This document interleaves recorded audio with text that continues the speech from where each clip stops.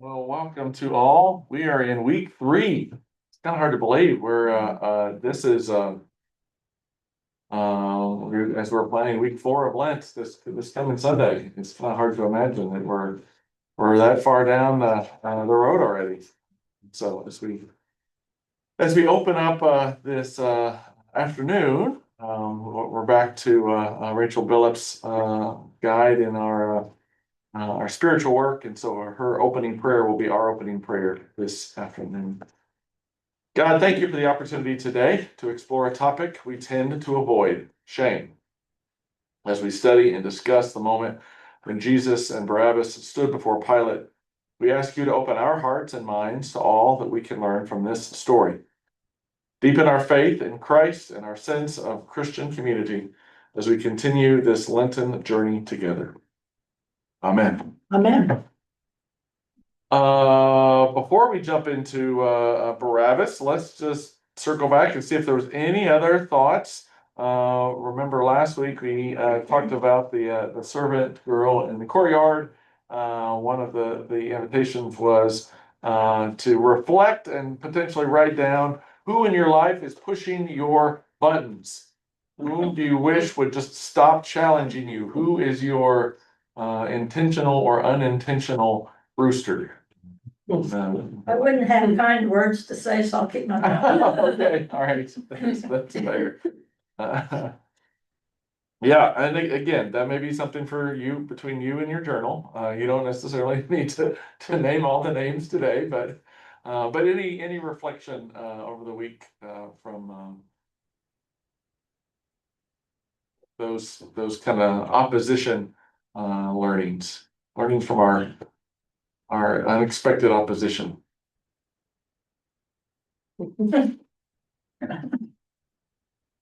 We're full of them. Well, let's jump into the story of Barabbas. It's we're getting closer now to the cross as we move into from Thursday night into Friday as we start thinking about this story together. But she begins even way before that. She begins just kind of thinking a little bit about shame. Those of you that have the chapter might have read her story of her childhood when she was dusting and accidentally tore a page out of the family Bible. And I'm just curious, anybody else have a similar story? Anybody have a I mean, this is a memory for her when she was a little girl. She still carries some of that shame with her. Does anybody have maybe not a story like hers, but kind of a shame reminding or a shame inducing story that sticks with you? Something very similar for me was not dusting, but my mother had a collection of whenever anybody went someplace, she would get a spoon. You remember those? Oh, yeah. Those spoon. You like them? Oh, ma'am. None of them when my mama died. It was my job to polish them every Saturday, and I hated that. But if I didn't do it, Mom was not happy with me, so I figured out that if you really didn't have to polish, if you wipe them really good, but that doesn't work real well for a long term. And she caught on to me, and it was, and she tried to explain to me why they were so important to her, because each one represented either a place she had been or someone who had thought enough of her to bring her that souvenir. So yeah, it was okay.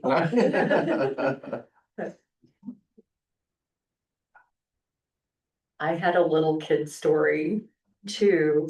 I was in first grade, Mrs. Carruthers' class, and I had a friend, Jamie.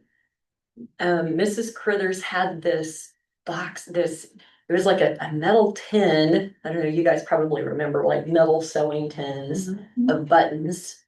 Oh, yeah. And it was, I don't know, like as first graders, we were probably learning about the letter B or something like that. And so this was her physical lesson. Yeah. But Janie took a button and offered me a button, and I took a button too. And Janie was like, she won't mind, because it was full of buttons. Yeah. And I felt so Yeah. guilty. Yeah. I didn't tell the teacher that I had done it. I didn't put it back. I gave it to someone else. Remove the evidence. I want this, but I still kind of carry that with me. Still, yeah. Yeah. Yeah, and You know, I got stuck at this first sentence about getting caught up in the dichotomy of right and wrong, as if things were all right or all wrong, and occasionally they are, but mostly not. Yeah, it's like, you know, a button or inadequately polishing the spoons or whatever. right. But her point, I think, is that it's so inwardly defined, right? That if it's a little thing, but we carry immense shame about it, or if it's a big thing and we don't carry, I mean, that's the other piece. Is that sins that I would call really wrong, and some people are like, man, it's not right. And so, yeah, it's just this internal. Everybody does it. Everybody does it, right? Yeah. She's got a good. It's a bit of a long paragraph, but I think it's a good one on page 47. Hey, Pat. Shame is in those moments when our response to a coworker goes sideways. Shame rears its ugly head when frustration bubbles over and we yell at a child for making a simple mistake. We experience shame when our spouse calls us out on not completing a task that they asked us to do. We take shame to the internet, engaging in debates to prove who's right and who's wrong, as if certainty could quiet the discomfort inside us. Sometimes we go to the opposite extreme, trying to shield our kids from the very missteps we once made, wrapping them in a protective bubble to spare them from the pain of failure. We work overtime to ensure no missteps are made at work, at home, or even within the church. We cling to control, we micromanage those around us, we decide every decision must be run by our desk.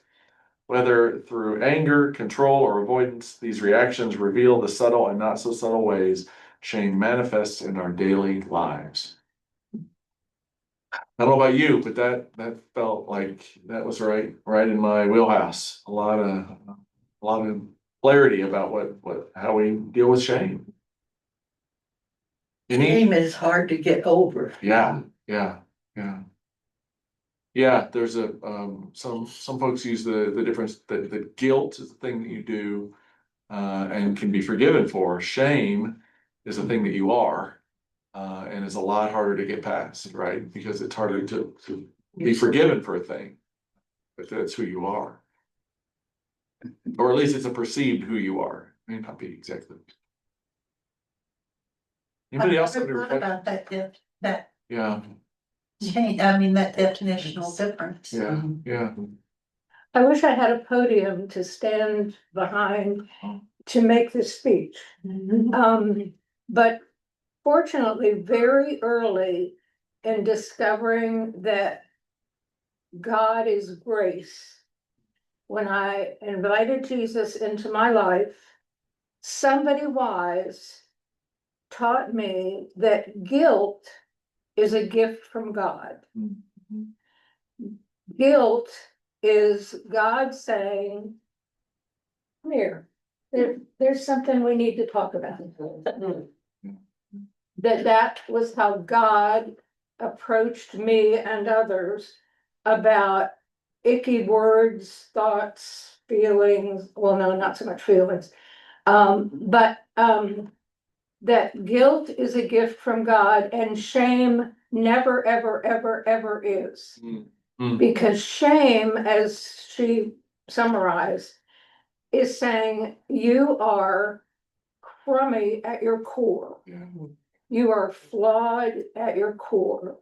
It doesn't necessarily have anything to do, we don't receive it as having to do with our behavior, thoughts, or words. But just like on the inside, I'm just really crummy.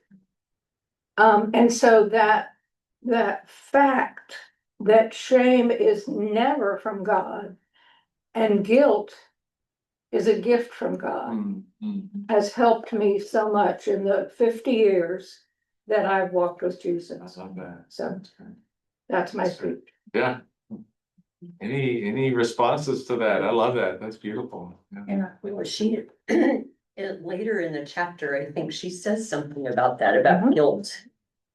In kind of the same She way did you're talking about. Finally, talk Yeah. about the difference between shame and guilt. Yes, Yeah. I was just rehearsing it all the time I was reading that. Yeah. Yeah. Any other reflections? I guess I'm not entirely clear on the difference Huh? between guilt and shame. Yeah, yeah. Is there, you said there was a section, I don't remember the section that she We wrote. use them so It's on page 48, interchangeable. right before we need a scapegoat, that paragraph, What page? 48. Oh, Oh, there it is, Yeah, yeah. there it is. Yeah, guilt is not shame. Guilt can be a good force in our lives, right? Guilt says I made a bad choice, but shame is different. Sometimes in our shame, we each tell ourselves, I am bad. What happens when Adam, Eve, you, and I come face to face with our shame? We tend to blame. Shame leads to blame because we need a scapegoat, right?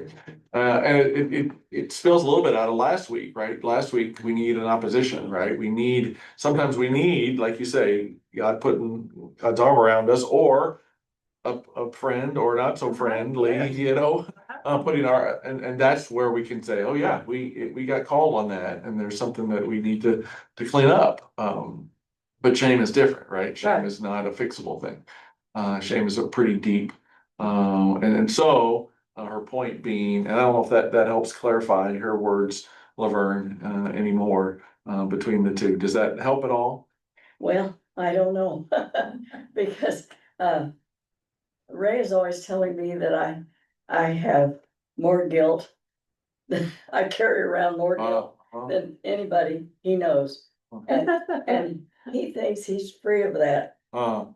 And I guess I feel guilty about little things, maybe Yeah, yeah, too much. yeah. the kind of the test is whether it's anything you can change, Mm, behavior, thoughts, words. Anything you have the power to change, then that's likely guilt. If it's not Well- anything under your control, My mother was a wonderful person, but she had a controlling and a bit of a critical spirit. mm, And my daughter was reminding me just last week that that was part of my problem, is that I think I have to be in control, and if there's something I can't control, I feel guilty about it. Right. Psychology Today. Oh, yes. Go. Oh, all right, you got a definition. Yeah, this is great. I love all these different definitions, because we're getting closer to what works for each of us, right? Yeah. Psychology Today says guilt involves the awareness of having done something wrong. It arises from one's actions. Shame is the painful feeling about how one appears to others and to oneself without having done anything. oh, that's good. Yeah, that's good. So it's a feeling you have. Right. Maybe you have guilt about something, but Yeah. it becomes so internalized that you feel so bad about what you did that you can't crawl out of. Right, Does that make sense? I don't know. If it Yeah, makes sense, yeah. but- that's good. And they're not disconnected. I mean, Yeah. I think one way that they overlap can be that, those of us who kind of live with this kind of base level of shame, right? I think, you kind of name a perfectionistic spirit, right? That your mom had, and I've seen that in my family as well. And that kind of base level of everything, I have to be perfect, right? Can lead into this sense of, well, I didn't do that perfect, and I didn't do that perfect, and I didn't do it. So those feel like guilt things, but they come from a place where shame is still the base level of all of it. But then it comes out like, well, I feel guilty because I didn't do that. I didn't say that the right way, or I didn't do that the right way. Or I missed an opportunity to do that, right? They look like guilt and we name them like guilt. But I think what Billups and others are saying is that there's a kind of a base level of shame to say, I can't ever get it right because this is who I am. Does that make sense? It does. Yeah. So if you come away from that thinking I'm a mess, Huh? I still say God never says to us, you're a mess. Yeah, right. Right. Because then she says the next thing, and this is kind of the paragraph that you all found, is that when we begin with that shame, the only thing that we can do is blame, right? I mean, we turn it inward sometimes it's self-blame, but a lot of times we have to find somebody, inside or out, to blame for that. So let's, this is good. Anybody else have any, I want to get to the text, but anybody else have any good shame thoughts or questions before? But I think it really is an important foundation for where she's going with the rest of, where she's going with Barabbas. Well, I think guilt brings shame. Okay, yeah, That can happen. yeah, because a thing has happened. And, and especially if there's a a family history of this thing happened, this thing happened, this thing happened, eventually it's like, oh, well, this is who I am. I'm a thing that does those things, right? I'm a person that does those things. Instead of a thing happened, I did it, I messed it up, yeah. Good, any other wise words? I don't know that, go ahead. Go ahead. Oh, I was just gonna say, I don't know that it's a wise word. Correct. But there is also, I don't know if the word's concept or there are those who would try to bring shame on others. Oh, yes. I think of, there was a TV show that we watched, I think it was Game of Thrones, but there was a woman that was like, there was a crowd that was basically just saying, they were making her run through the streets and they were saying shame, shame, shame. Yeah, They were bringing it on her, right, whether she internalized that or not. yeah, That comes from a place of strength to take that, either choose to take it on or fling it off and Right. say, no, that's not who I am. Yeah. You guys are all. yeah, right, You right, guys are all full of malarkey. yeah. And I mean, that's great because I think that I mean, Game of Thrones, obviously is a fantasy, but it also comes from kind of a historic-ish place, which is similar to, I mean, the biblical world was full of conversations around shame and honor, right? It was all about, right? It was all about if you've done something wrong, they're yelling in the streets. Yeah. I mean, it's not unlike the stuff we talked about on Sunday with the Pharisees, right? That was their weapon of choice was shame, right? To say, you have done this wrong. You stepped over the line here. You picked up your mat on a Sabbath day, right? And they weren't picking up arms, but they used that violence of the pointed finger to bring shame. What was God's reaction in the Garden of Eden when Adam and Eve had done something different from what he told them? What was his reaction? He told them they noticed that he noticed. Yeah, like, why are you hiding your naked bodies? Right, yeah. And not yesterday, right? Yeah, but really, that's all he did. He didn't shame them for it. They were the ones who But he turned did around and punish blamed. them. Yeah. He did punish them, I right? mean, he cast them out of the Garden of Eden. Oh, that's very significant. Yeah. Yeah. But I mean, God did not say, I will leave you, you're now out of my life, out of my No. sight, out of my No. care, right? I mean, guilt, things that we are guilty of require sometimes consequences, right? Right. Exactly. But shame is a different thing, right? So does shame require consequences? I mean, I think you could say that shame has consequences, right? If you're living with shame. Shame does have consequences, but somebody said, and I can't remember if it was, or maybe it was in here, that you can't do anything to make yourself not feel shame. And I'm not saying that right. Somebody said, and I can't remember who it was, dang Yeah. it, but, with guilt, there are things that you can do for retribution or whatever, but Right. shame is not something, and I can give you an example. I have in the last 10 years or so really done a lot of work on my ancestry, right? Mhm. And I found out that I am a product of slaveholders, or that's not the appropriate term. People who held slaves. Right. And it just knocked me for a loop, because I am so. I mean, that's not my being at all, but it gave me, I thought, how can I be proud of my ancestry? How can I be proud of the people who made me if they did this horrendous thing? And it's taken me 10 years to really say, okay, I kind of understand this is not me. It probably formed me in a very good way because I had a lot of efforts on social justice. I really had, and so maybe that was not a good thing they did, but maybe it was a good thing I found out and worked for that. But Right. I still, as I think about my history, I go, oh, Yeah. there's a shame there. Right. I don't know, I've talked to some people who were Germans who talk about their ancestors who were Nazis, and it's like, how do you get over that feeling? Right. Yeah. And that's a great example, right? Because it's not guilt. You didn't No. do that, Yeah. right? That's not a thing that you can ask forgiveness for specifically.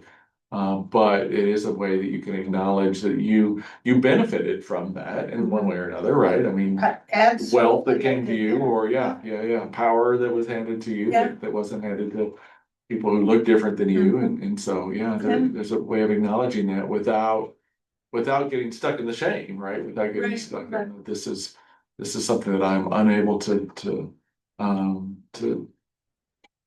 change from, right? That I'm stuck in this. I'm always going to be somebody who lives in this way or has those thoughts. People who have been victims of sexual abuse. I've done a lot of reading about that in terms of that they feel this shame and, that they did something wrong, but they didn't do anything wrong. But how did they get out of this feeling of shame?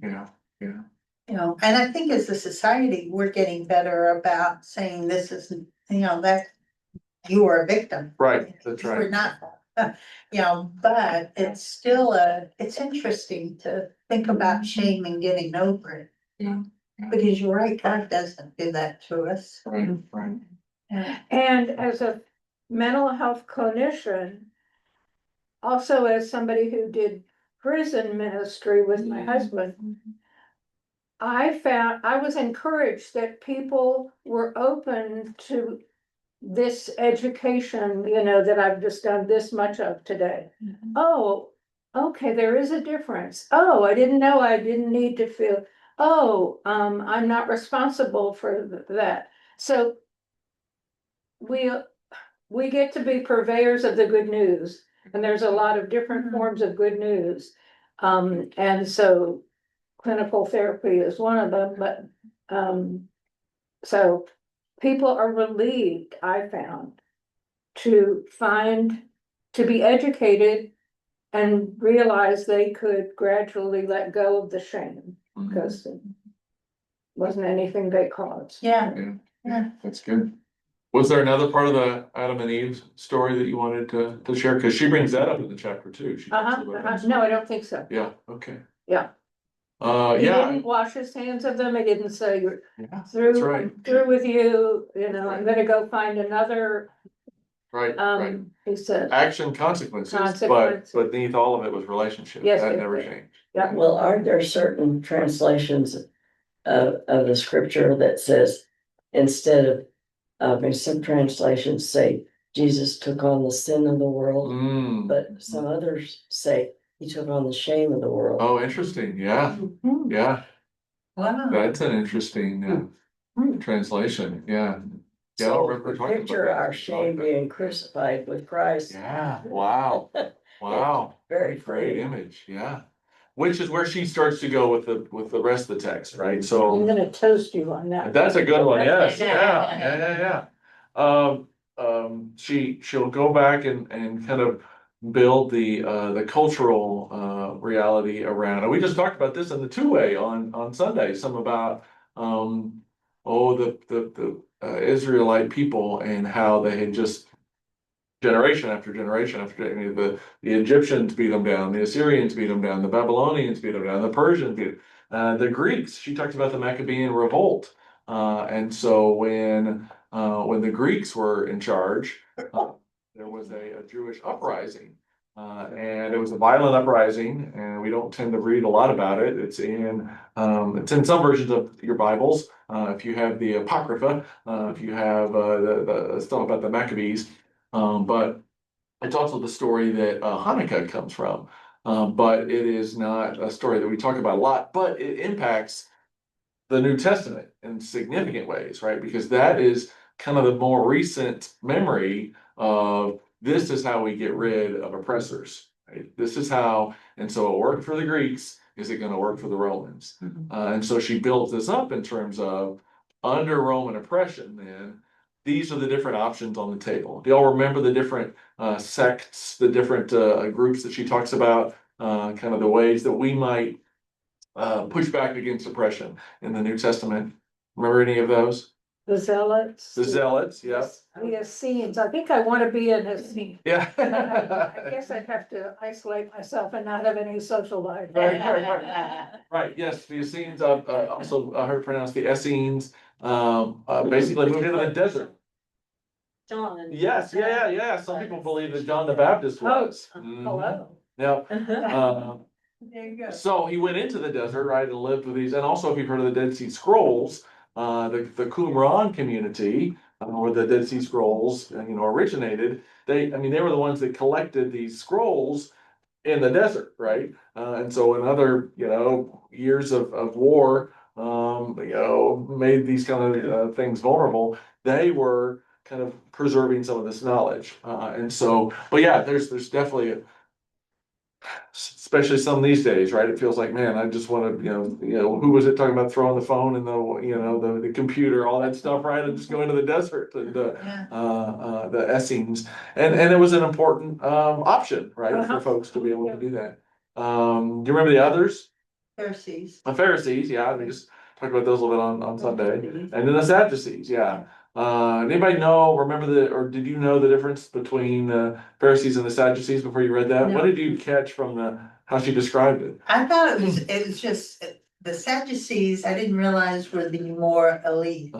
Yeah. And that they were the ones, and so the Pharisees always wanted to be the Sadducees. Yeah, right. And I never thought about it. I Yeah. don't know a whole bunch, Yeah, except that they were bad guys. Right. So again, to Yeah, they earlier tend, point, to make people bad or good. yeah, that's right. And they tend to be in that elite class, the city class, right? So the Pharisees could be anywhere, right? They could be in a synagogue in any community. But they're also highly placed Pharisees. But the Sadducees tended to be connected, more socially. So they were like the ones that kind of cozied up to the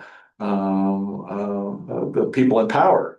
I'll do my best to not make any, political comments today, but imagine somebody who, sees somebody in power and says, well, I'm going to, as a person of faith, say, well, that person must be an example of Jesus, or that person must be the exemplar of God, or that person must be, even God incarnate, right, in some people's minds. And so, the Sadducees are as old and as new as whenever there's power, there's going to be people that co-opt their faith to worship that power, right? And that's what the Sadducees, and they still are, exactly. Hello. Exactly. Yeah. Yeah. Well, and they didn't believe in resurrection. Yeah, and that was a pretty big difference too. How does that impact this? Oh, I'd forgotten that. Yeah. How would that impact this? Well, actually, there were places that I believe in the Old Testament where, it's prophesied that Jesus will be raised, or the Savior Right, will right. be raised from the dead, but I think it has to change your worldview just in the fact that, we can't maybe be transformed Yeah, right, in the same way we know that we can be now. right. Transformation includes, things that happen here on this earth and not necessarily being raised from the dead. Right. But that is maybe the ultimate transformation, that we can all be raised and go to be with Jesus. Right.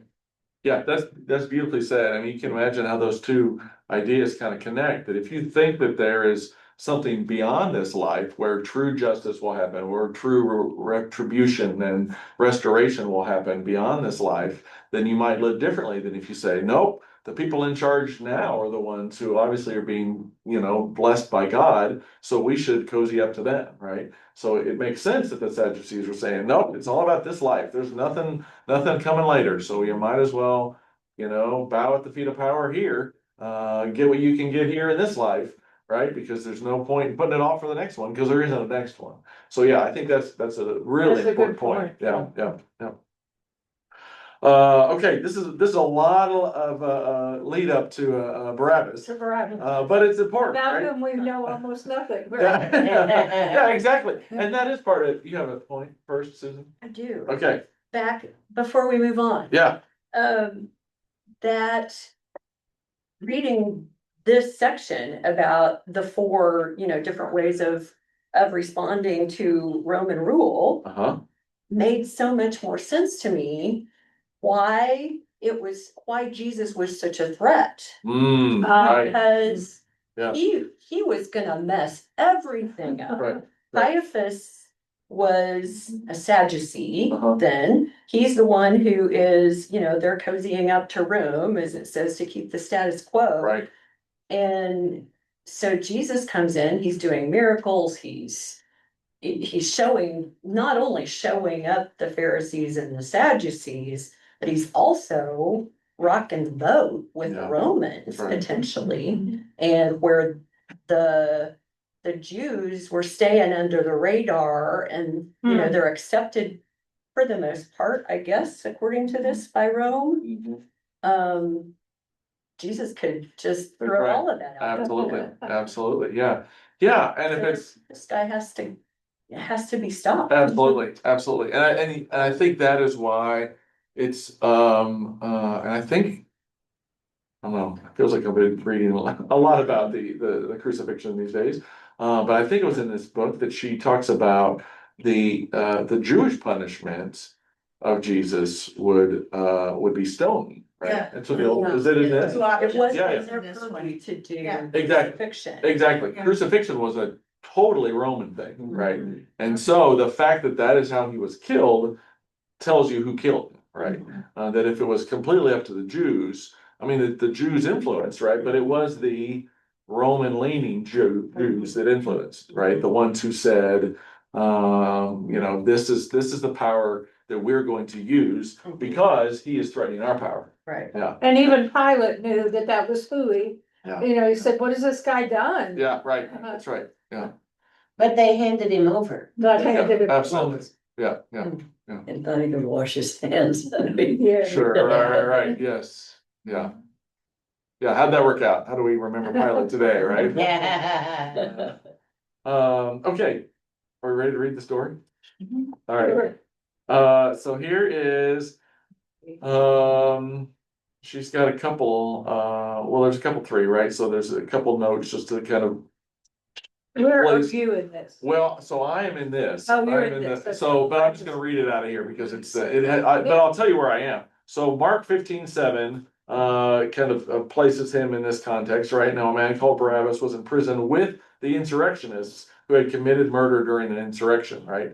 And so the fact that Mark places him with them, again, we're not 100% sure who Barabbas was, right? He may have been a zealot, he may not have been a zealot. These, we like to have nice sections, right? But she even says, it's not quite that neat, right? There could be zealots, people who were, insurrectionists at some level in each of these things, right? It could be people that are trained as Pharisees that are, aligned with the Romans like Sadducees, right? I mean, the Essenes kind of did their own thing, right? It's hard to be both, but even John, if John the Baptist was aligned with the Essenes for a while, he came back, right?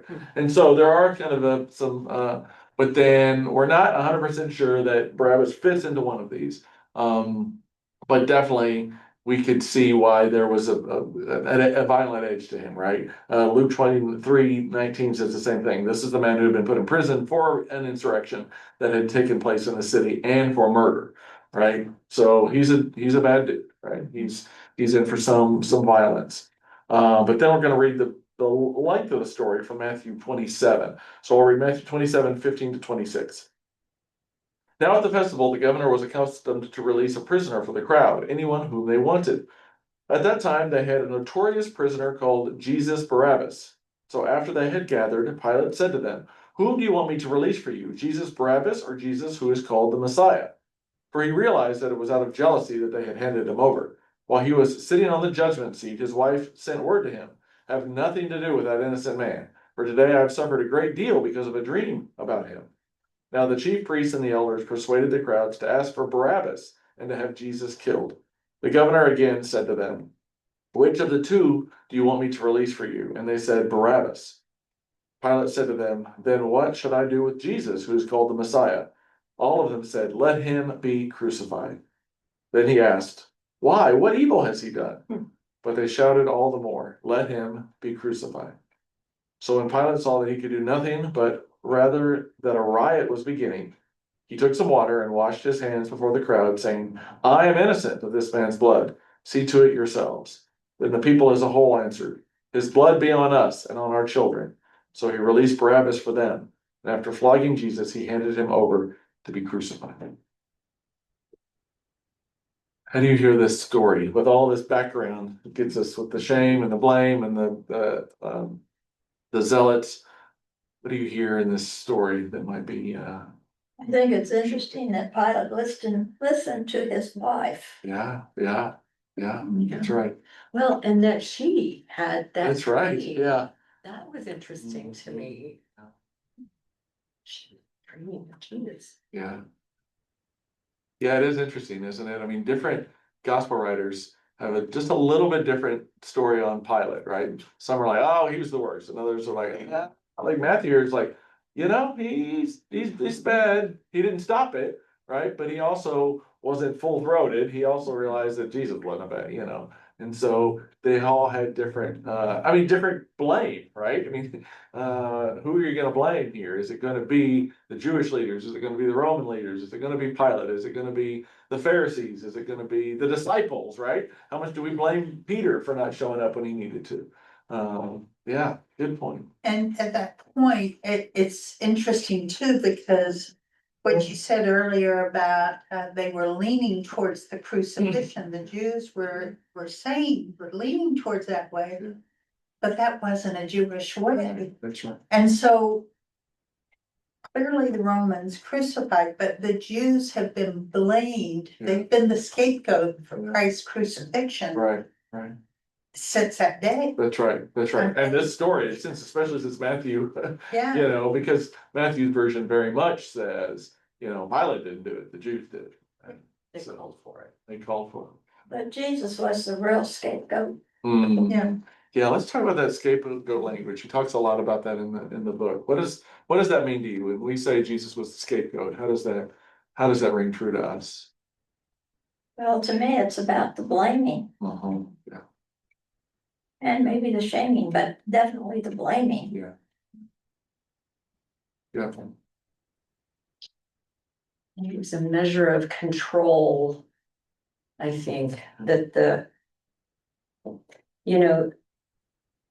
maybe of all of the things that are going on, Jesus kind of gave them a point to focus on, Yeah. to become, maybe they had no control over the Romans, talking about the Jews. Yeah. But that by golly, here's somebody that this is a problem that we can focus on and do something Sure, about. right, Um, yeah, But there's a history in the Old Testament about the scapegoat too. yeah, And I think the Jews would have known that story yeah, right. and probably applied it. Yeah, and she writes that, some about that too, talking about the language of, this is somebody who takes the sins away from us, right? So that would be the language, instead of us getting blamed, let's put it on somebody else, right? And yet a week earlier, there hadn't even been a problem. Right, right, Uh, yeah, And so it was totally created by these Jewish leaders. Who were worried about Jesus, getting so popular. yeah, right, And so when I'm thinking that, I'm thinking there was no need to even have him arrested. It was fomented by the Jewish leaders. yeah, right, yeah. Yeah, he brought some of that trouble with him as he was moving toward Jerusalem, right? He made some folks mad along the way, Yeah. right? And so some of those folks were in there for the Passover. Right. But it's interesting, right? As Matthew tells the story, they're very clear that we are the ones calling for this crucifixion now. And they knew they were being sneaky because they did it at night. Yeah, right. Yeah. Arrested him at night. That's right. Yeah. Well, And the court wasn't even supposed to be in session until later. across the generations, there, looking back at these, was shame about killing the prophets and Yeah, Moses never being able to get into the promised land because he disobeyed God and just, it's kind of a lot of shame in that way. And Jesus actually came to forgive that sin and to save us all, including Gentiles, which yeah. there was a very large problem then and still is now, I think. So then they killed him too. Yeah, And they get the blame for that because they handed him over to the Romans. yeah. Right, yeah, absolutely. When you think about the Holocaust, you think about how Jews have been centered, you did this to our Jesus, right? And so you were going to not putting blame on the officials or the leaders or the people in charge, right? But to say every Jew is responsible for Jesus' death is again through the generations. Yeah. Shame heaping, right? For sure. Yeah. Yeah. And they say somewhere that the Jews were God's chosen people. Yeah. I mean, that's a part of it. And then we have to remember that Jesus was Jewish, right? I mean, he comes out of this. And so, I mean, that's what we talked about also in the two-way on Sunday, talked about that, there were plenty of Jews that got it, right? That understood Jesus, that were, there were the ones on the triumphal entry, right, on Palm Sunday saying, Hosanna, save us, right? And some of them were probably looking for the Maccabean revolt, Jesus. But he had plenty of followers along the way that were, knew that he was a man of peace and followed him. And the disciples and the Marys and the Marthas and the Samaritan, we're going to hear about the woman at the well on Sunday, right? Those folks. And yet, those weren't the folks in charge. Did they have access to Isaiah's prophecy about Jesus? Yeah. So a lot of that language would have been, well, multiple prophecies, right? So especially like the suffering servant stuff about, beating your shares into your swords into plowshares, and by his stripes we are healed, right? That kind of language of the suffering servant would have been from Isaiah. Yeah. Well, and then back to the scapegoat language, right? She makes the point to say, the goat didn't have a vote in this, right? But Jesus did, right? Jesus was a willing scapegoat. He chose to say, this is what I will be for the people. This is the way that I will choose to take that shame, right? Back to in the first 5 minutes, Laverne had it figured out, right? To take the shame and put it on the cross, our shame.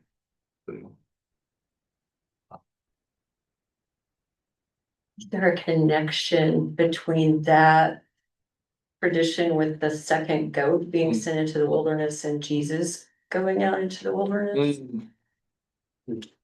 That's an interesting connection. I don't, maybe, I don't know.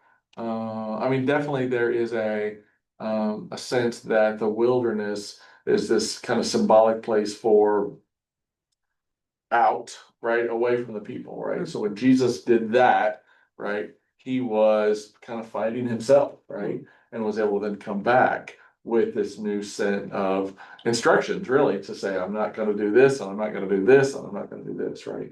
And so that's the same language, the same image as the Israelites wandered through for 40 years, as Hagar was thrown out into the wilderness. Remember a couple of years ago, we did a Lenten study with all these different wilderness stories and so, yeah, there's definitely a lot of wilderness in here. And so when the goat gets sent out into the wilderness, it is to say, there's nothing that we want nothing to do with you, right? You are in a place of desolation and emptiness, right? And so Jesus came back from that, though, and that was kind of the thing that shaped his ministry. Symbolic. Yeah, In a way, right. symbolic too. That's right. Yeah. Yeah. He went to Central Seminary, Right. had all the Right. instruction he could, and then he came back. He came back, that's right. Yeah, oh, this is great. This is all good stuff. We're kind of all over the place in terms of, this, we're not doing each bullet point by bullet point, but that's great, because I think this has been a very fruitful conversation. I think you all have brought up a lot of just kind of brilliant ideas. Let's see if there's anything else, though. We got to some of the scapegoat stuff. We haven't mentioned, we can't go a full hour talking about shame without naming Brene Brown. Those that have not read Brene Brown, she is one that has brought this kind of idea of shame back into the ethos and back into our conversation in a lot of ways. If you don't know that name, she's got, I don't know, half a dozen, maybe a dozen books out about perfectionism, about shame, about she's got a book, her first book that I read was Daring Greatly, saying that instead of getting stuck in these cycles and patterns of shame, we can dare to become what we're really made to become. A lot of people don't know, and she doesn't wear it too loudly, that she comes from faith and that she's a person of faith. She's a constant guest on the Richard Rohr podcast. Yes. Yeah. She talks about it more there than she does on her Netflix, right? She also has a Netflix special, right? So she's or on Oprah, right? She's all over the place in terms of different ways to talk about what do we do, right? And how do we acknowledge that shame has been sent to the wilderness, that has been placed on the cross, that it has been taken from us. And shame is good in a way because we keep doing things over and over again. Well, right. What's the language about history? Those who don't understand history are doomed to repeat it, right? It's kind of the same thing. It's like, okay, maybe we should get. And again, I don't know if it's shame that we want or if it's guilt that we should acknowledge, but yeah, maybe we should realize, hey, there's some stuff that still is happening, right? Something has to wake us up. That's right. Okay, I'm gonna end with this thing, and I have no idea if this is gonna work. Did you see, if you read the book, at the end of the chapter, she talked about dissolving paper, the dissolving paper exercise. So I've been to 2 stores today looking for dissolving paper. And I don't know if this is gonna work at all. These are dissolvable labels. Have you used these? Where you can put them on your, like your jars. Like if you have a jar of jelly, you can wash it off afterwards and it'll just straight dissolve. And I have no idea if it works. Has anybody ever used these before? All right, so this is what we're gonna do. I'm gonna hand these out to everybody, and these are gonna be your homework. to take and well, see if it works, first of all, but, the image and the, Nice. suggestion that she has with this is that, oh, we might be one short here. Yeah. Let me, That's right, I'm not gonna be for next week, okay. if you're gonna. That I was does gonna not for you, We'll it's we'll cut a that couple. does not. Here, how about we take a couple of them and we'll cut a couple. Right away. We'll cut a couple of those out for you. So here's what to do with it. Here's what to do. So the suggestion that she has in the book is that you spend some time thinking about your own shame and guilt. Thinking about the things that you carry, thinking about the heaviness that kind of lives inside of you, the perfectionism that lives inside of you. All the stuff that we talked about for the first chunk of the day today. And then write those down on the paper. And then, I don't know where you want to stick it, right? I mean, you could stick it on a jar, you could stick it on something that could kind of be symbolic for you. I guess you could stick it on your arm, I don't know how that works, but you can put it on or put it on your skin somehow. Until I take a shower. And then when you take a shower, that's the point, right? That it, ideally, if it works, will dissolve. And will be a powerful reminder of that our shame is taken away. And so, and I think that there's I really appreciate the imagery that she invites us to, right? Because it doesn't just, I mean, it washes completely away, right? That's the language we use about sin, right? About how Jesus takes that from us. And so talked about that on Sunday too, right? The fullness of retribution, right? The fullness of restoration. Forgiveness comes completely. So, questions, thoughts? I have a question, but it doesn't have anything to do with this. Okay. Does the church talk about the devil or Satan anymore? That's an interesting question. We don't lean into that language a ton. I mean, I think it at some level it got overused to the point of saying, well, I know that Satan's doing this to you, right? And so it became kind of this shame-inducing thing as much. I mean, if you scratch me too deep, I can talk about evil and I can talk about, demonic presence and I could think about those things, but I think it's gotten overused and used in unhealthy ways. And so saying that stuff out loud gets pretty quickly set into a different category. That's not where I want to put it necessarily. When I was young, and used to go to church revival things, Yeah. you heard a lot about the devil all the time. Yeah, right. Well, and I think part of the church. Well, and I think part of it too does connect with what we're talking about, because how easy, what's the old The song devil laughing, the devil made me do it, right? Exactly. It's a blame thing to say, I didn't do it wrong, the devil made me do it. And so a lot of that language that gets associated, with, well, the devil's this, the devil, well, I'm not really, I don't have to ask for forgiveness because the devil made me do it, right?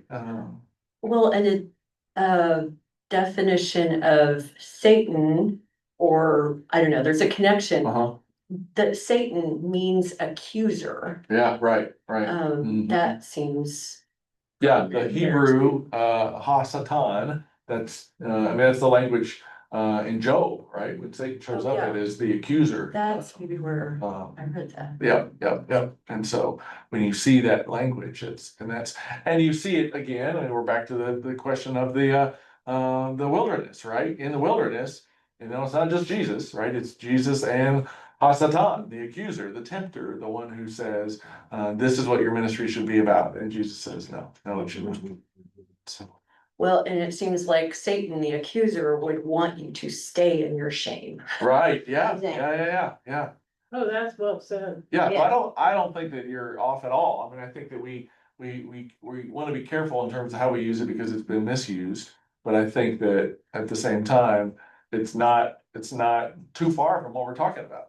I think it's the same. Well, I think the problem with using Satan or the devil as an expression is, I heard a sermon in a Presbyterian church a long time ago that the preacher said, we either wanna make the devil a comical figure, like the red suit with Yeah. pitchfork right, and right, the funny ears. Yeah. Or we wanna make him the tyrant, which is blame everything on the devil made me do it. right, right, But he said, I think the devil comes in many forms, whatever tempts you, yeah, that's the form he's gonna take. that's right, that's right, And there, I'm reminded of the scripture that he is like a prowling lion yeah. seeking whom he can devour. Yeah, So I think the evil spirit is around us and in working in certain people that allow it. yeah, But I think of it in terms of the spirit, yeah, not in this caricature. right, right, right, right, yeah. To think of. Has anybody ever seen the movie The Devil's Advocate? It's dated now, it's Keanu Reeves and, Yes. who's the devil? Al Al Pacino. Pacino, yes, yes, yes. But, I mean, it's rated R, it's got some, Yeah. some pretty rated R stuff in it, but it's fascinating and it's theological, description of Satan. Al Pacino is Satan.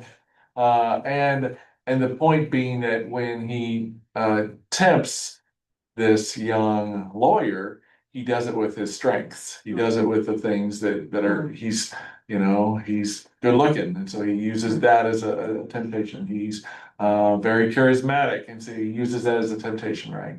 And so theologically, there's actually some pretty good stuff in there.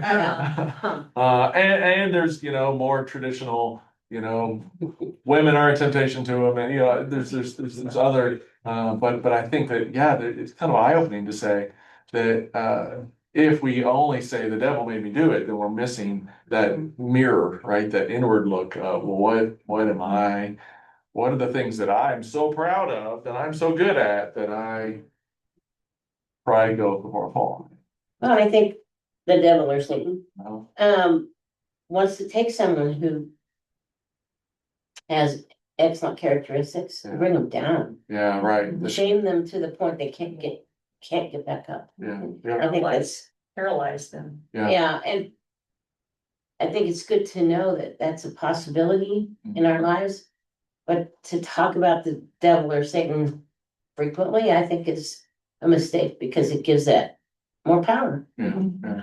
A sizable portion of the therapy that I did was with survivors of satanic cult. Oh, Wow. yeah, And so do I know that Satan, the devil, organized these cults? Not necessarily, but, really evil, powerful men did.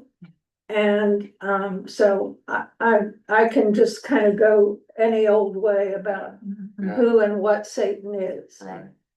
Yeah, But these cults are obviously more toxic than. right. Yeah. And demonstrative of the evil that is potentially inside, right? That's the other thing. If you personify a devil out there, then it gets easy to ignore, the brokenness. devil inside. Yeah, the devil Yeah. inside, the brokenness inside, right? And so how do we then say, this is the thing that I have done, but it's not who defines me, right? And I think that's one of the things I like best about this whole book, Yeah. that she brings it back into you as an individual. Yes. She talks about blame and how we all have a propensity to blame people. When something goes wrong, Yeah. we want to find the person responsible. Mhm.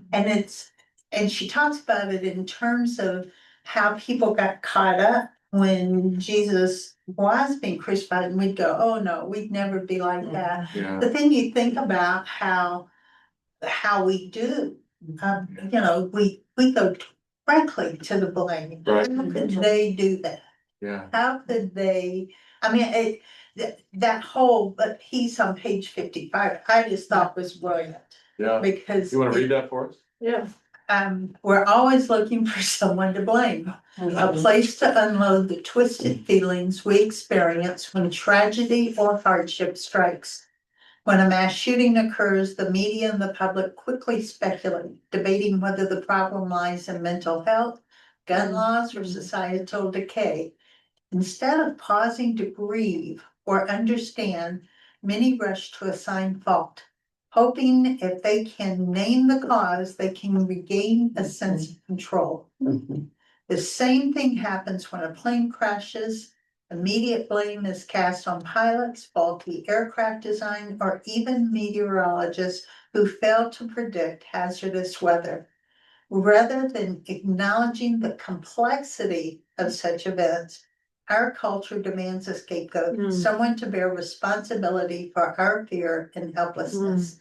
And I think that is just, Yeah, that, Yeah. when I read that, it Yeah. was like, right, oh, yeah. that's Yeah. where we are as a society. Yeah. We are in a blame Yeah, society. yeah, and then she goes on talking about sports. Yeah. Which I think is absolutely, right? And she talks about Ohio State, and Ohio State coach got death threats when the team lost to Michigan, right? Right, And, you hear that this is becoming more kind of ratcheted up Yeah. as, wagering, online wagering has gotten higher, so people not only are mad that their team lost, but they just lost their money. Yeah. yeah, Maybe their family savings, right? And so the number of kind of online bullying, online attacks, if you had hit that free throw, we would have won that game and I wouldn't have lost all that money, right? And that kind of stuff is it is. real, right? It gives Definitely us a is. sense yeah. of resolution, but it rarely leads to healing or real change. That's right.